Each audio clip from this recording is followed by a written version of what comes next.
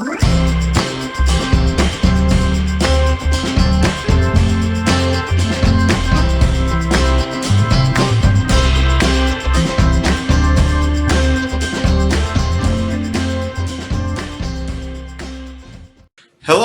and welcome to the Gamer's Closet. I'm your host, Douglas Weed, and today we're going to be talking about channel surfing.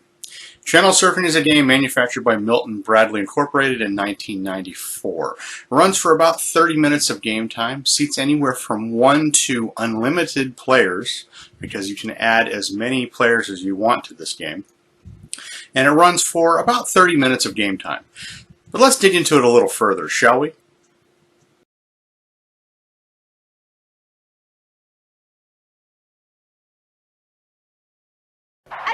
Something is about to change the way you see TV. Channel surfing, the game.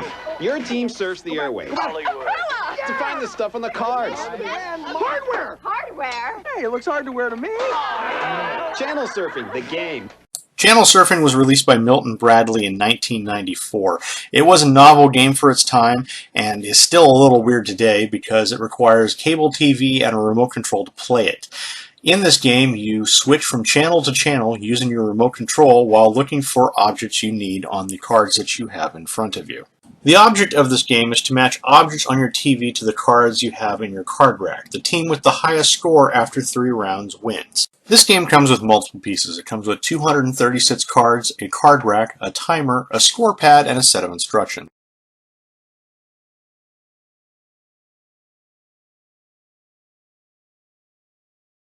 To set up this game, place the card rack within eye shot of all players. Position yourselves so that all players can see the TV.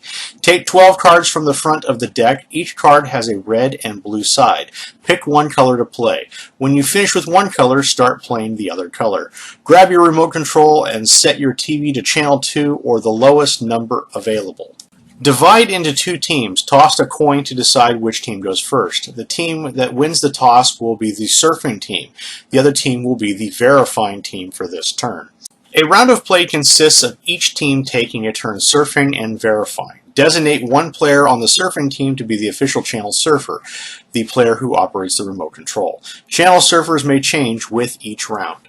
The surfing team arranges 12 cards in the rack so that all players can see them as shown. Read them aloud as you put them in the rack. Next, set the timer. The verifying team sets the timer by pressing the stop side of the timer switch and turning the timer knob clockwise as shown. The yellow section for solo games, the blue section for 2-player or team games. When ready, the surfing team yells, "Surf's up!" The verifying team press the start side of the timer switch and play begins. The channel surfer press the up and down buttons on the remote control while all team members try to find objects matching the cards. For example, if you're looking for a bat and you see a baseball player at home plate, yell out "bat" for a match. Please note you cannot make a match from a channel you started on. However, you may leave that channel and immediately return to it if you desire. For one time saving tip, if you know where to find a particular object, key in the numbers on your remote control to go directly to that channel. For example, if your team has the sports jersey card, you may want to go directly to a sports channel to find it. When a match is called out, at least one member of the verifying team must say "okay" or "no way" to the match. If the verifying team approves the match, the surfing team takes that card from the rack and places it in front of them. If the verifying team disagrees with the match, I'll cover that in just a moment. When the timer stops, the surfers must immediately stop surfing. No more matches can be made. Please note that if all 12 cards are matched before the timer runs out, the surfing team's turn is over. The surfing team totals up the number of match cards they've collected. Each card is worth 1 point. They record their score on the score pad and place the match cards and any cards in the rack out of play. Their turn is now over. Then it becomes the other team's turn. If the verifying team disagrees with a match, the surfing team has 2 options. 1, stand your ground and argue your point, hoping the other team will see your point of view, but remember the timer is ticking. And 2, forget it. Move on in hopes of finding another match on that card later on. This option can save you time and maybe some arguments as well. The cards offer lots of flexibility, so you can have fun and be creative. Here are some helpful guidelines. Same word, different meanings. Lots of words or phrases have more than one meaning. For example, if your team is looking for something hot, you may find a sweaty athlete, something stolen, or a really great looking person, or anything else that you might think is hot. Another option is words of the same sound. Some words have the same sound but have different spellings and meanings, and yes, they're allowed in this game. For example, if you are looking for a flower and you come across with baking flour on TV, great match, you still win the card. Voices and other sounds are also okay. If you're searching for an announcer and you can't find one, but you hear an announcer's voice as in a sporting event or on a news event, you still win the card.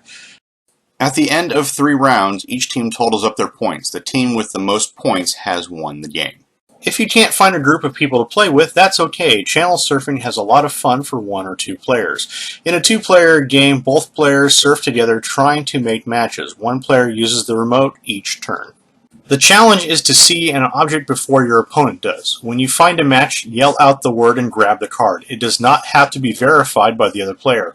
No cheating allowed.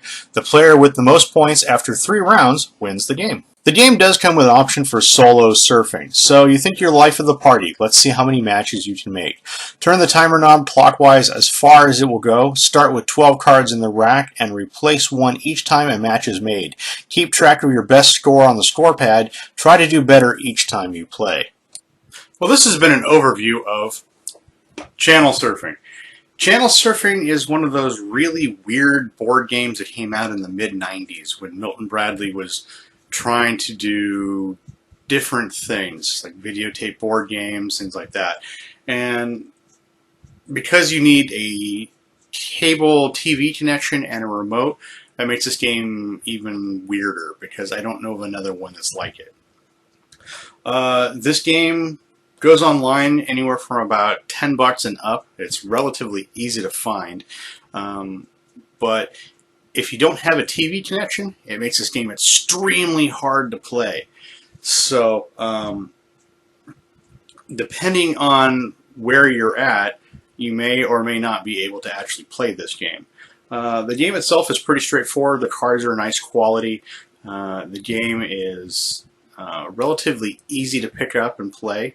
It's very kid-friendly, but you can make it a little more adult-oriented depending on what cards you get and basically who you're playing with. Some of the newer party games like Cards Against Humanity and things like that have taken this style of gaming and gone to an extreme, but this is kind of the foundation of where that stuff started. If you haven't played channel surfing before, I would recommend giving it a shot. It's a pretty decent party game.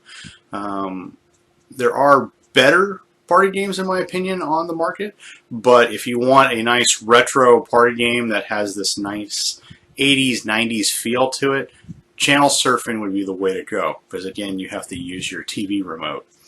But if you haven't played it before, I would recommend giving it a shot. Well, that's it from us here at the Gamers Closet. We'd like to thank you for checking out our video on channel surfing from Milton Bradley Incorporated. If there's a game in the future you'd like us to review or go over, please put it in the comments below. Please hit subscribe so that way you can be the first to check out our future content.